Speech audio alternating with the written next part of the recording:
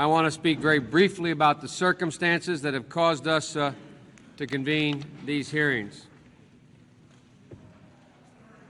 We are here today to hold open hearings on Professor Anita Hill's allegations concerning Judge Thomas.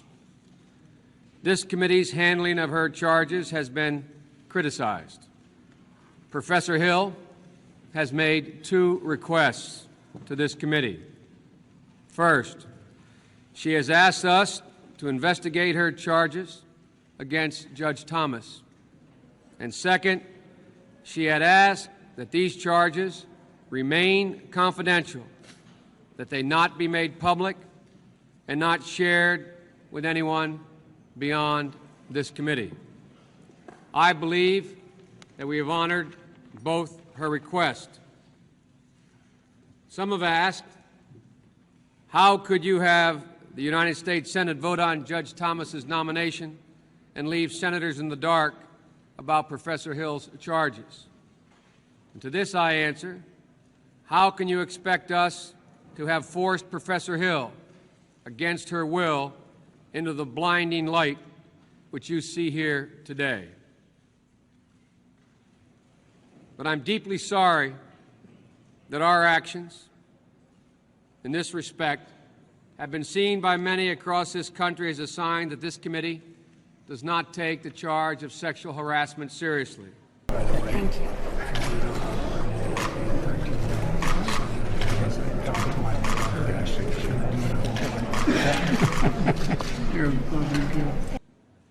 We emphatically do.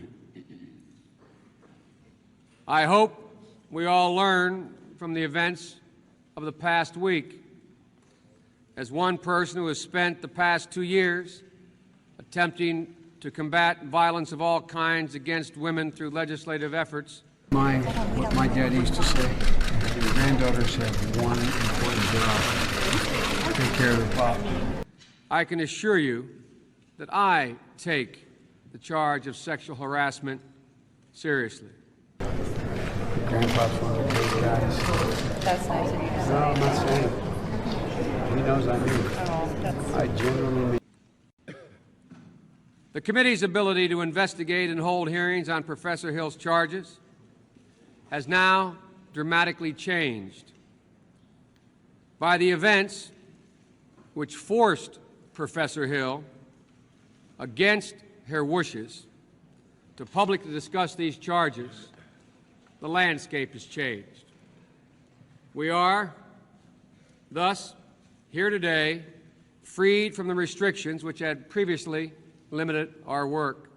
For their trust and confidence.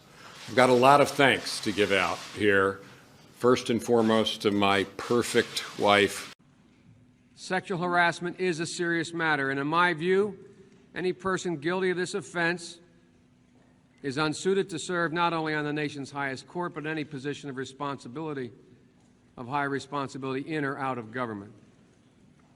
Sexual harassment of working women is an issue of national concern. But that said, let me make clear that this is not, I emphasize, this is not a hearing about the extent and nature of sexual harassment in America. That question is for a different sort of meeting of this or any other committee. This is a hearing convened for a specific purpose: to air specific allegations against one specific individual, allegations which may be true or may not be true. Whichever may be the case, this hearing has not been convened to investigate the widespread problem, and it is indisputably widespread, the widespread problem of sexual harassment in this country. Those watching these proceedings will see witnesses being sworn and testifying pursuant to a subpoena. But I want to emphasize that this is not a trial. This is not a courtroom. At the end of our proceedings, there will be no formal verdict of guilt or innocence, nor any finding of civil liability. Because this is not a trial, the proceedings will not be conducted the way in which a sexual harassment trial would be handled in a court of law. For example, on the advice of the nonpartisan Senate Legal Counsel, the rules of evidence that apply in courtrooms will not apply here today. Thus, evidence in questions that would not be permitted in a court of law must, under Senate rules, be allowed here. This is a fact-finding hearing, and our purpose is to help our colleagues in the United States Senate determine whether Judge Thomas should be confirmed to the Supreme Court. We are not here, or at least I am not here, to be an advocate for one side or the other with respect to the specific allegations which we will review. And it is my hope and belief that my colleagues here today share that view. Drove a car off a narrow bridge and into a pond on Martha's Vineyard, Massachusetts. A young woman in the car with him was drowned. Kennedy survived but failed to report the accident until 10 hours later. Achieving fairness in the atmosphere in which these hearings are being held may be the most difficult task at least I have ever undertaken in my close to 19 years in the United States Senate. Judge, it's a tough day and tough night for you, I know.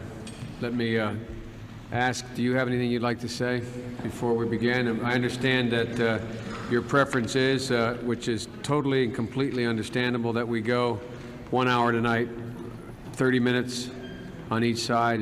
Am I correct in that? That's right.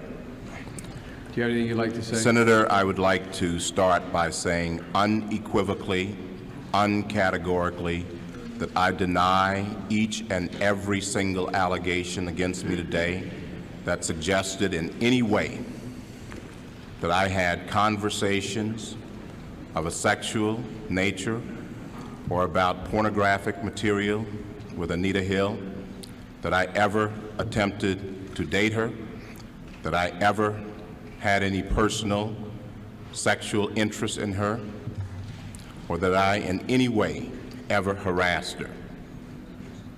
A second, and I think more important point, I think that this today is a travesty. I think that it is disgusting. I think that this hearing should never occur in America. This is a case in which this sleaze, this dirt, was searched for by staffers of members of this committee, was then leaked to the media, and this committee and this body validated it and displayed it at prime time over our entire nation.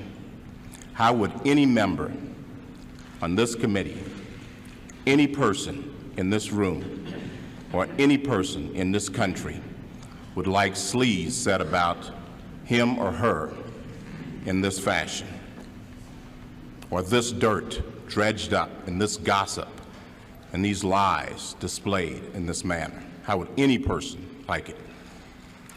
The Supreme Court is not worth it. No job is worth it. I'm not here for that. I'm here for my name, my family, my life, and my integrity. I think something is dreadfully wrong with this country when any person in this free country would be subjected to this. This is not a closed room.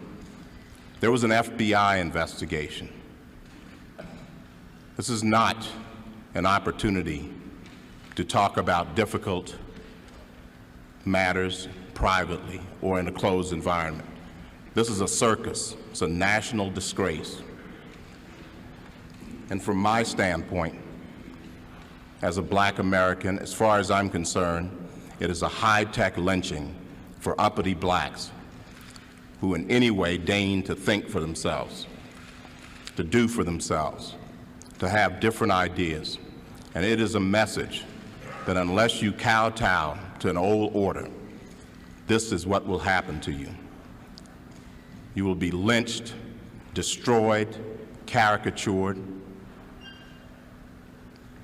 by a committee of the U.S. Senate rather than hung from a tree. I had a good deal of responsibility and independence. I thought he respected my work and that he trusted my judgment. After approximately 3 months of working there, he asked me to go out socially with him. What happened next and telling the world about it are the two most difficult experiences of my life. It is only after a great deal of agonizing consideration and great number of sleepless nights that I am able to talk of these unpleasant matters to anyone but my close friends. I declined the invitation to go out socially with him and explained to him that I thought it would jeopardize what at the time I considered to be a very good working relationship. I had a normal social life with other men outside of the office. I believed then, as now, that having a social relationship with a person who was supervising my work would be ill-advised. I was very uncomfortable with the idea and told him so. I thought that by saying no and explaining my reasons, my employer would abandon his social suggestions. However, to my regret, in the following few weeks, he continued to ask me out on several occasions. He pressed me to justify my reasons for saying no to him. These incidents took place in his office or mine. They were in the form of private conversations which would not have been overheard by anyone else. My working relationship became even more strained when Judge Thomas began to use work situations to discuss sex. On these occasions, he would call me into his office for reports on education issues and projects, or he might suggest that because of the time pressures of his schedule, we go to lunch to a government cafeteria. After a brief discussion of work, he would turn the conversation to a discussion of sexual matters. His conversations were very vivid.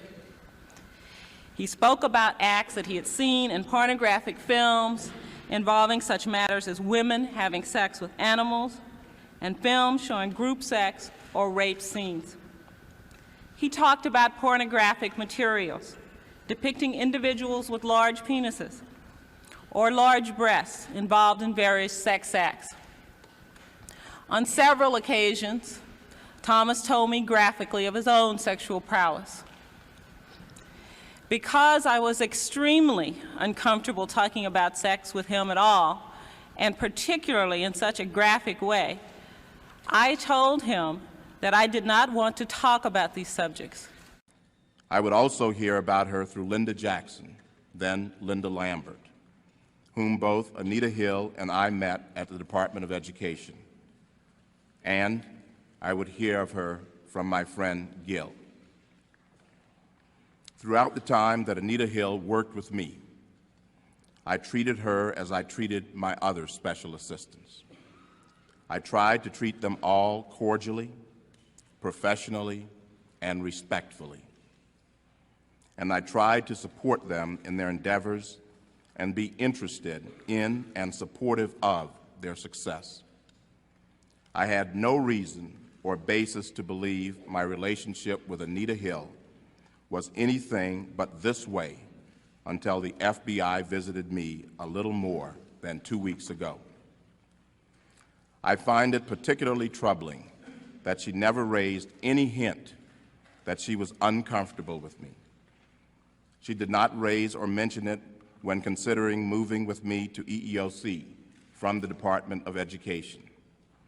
And she never raised it with me when she left EEOC and was moving on in her life. And to my fullest knowledge, She did not speak to any other women working with or around me who would feel comfortable enough to raise it with me, especially Diane Holt, to whom she seemed closest on my personal staff. Nor did she raise it with mutual friends such as Linda Jackson and Gil Hardy. This is a person I have helped at every turn in the road since we met. She seemed to appreciate the continued cordial relationship we had since day one. She sought my advice and counsel, as did virtually all of the members of my personal staff.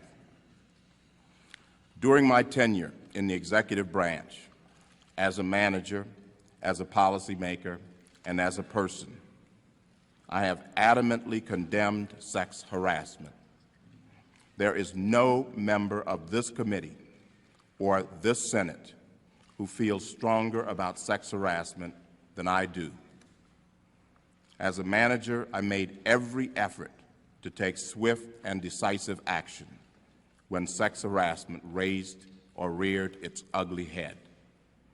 The fact that I feel so very strongly about sex harassment and spoke loudly about it at EEOC has made these allegations doubly hard on me. I cannot imagine anything that I said or did to Anita Hill that could have been mistaken for sexual harassment. But with that said, if there is anything that I have said that has been misconstrued by Anita Hill or anyone else to be sexual harassment, then I can say that I am so very sorry and I wish I had known.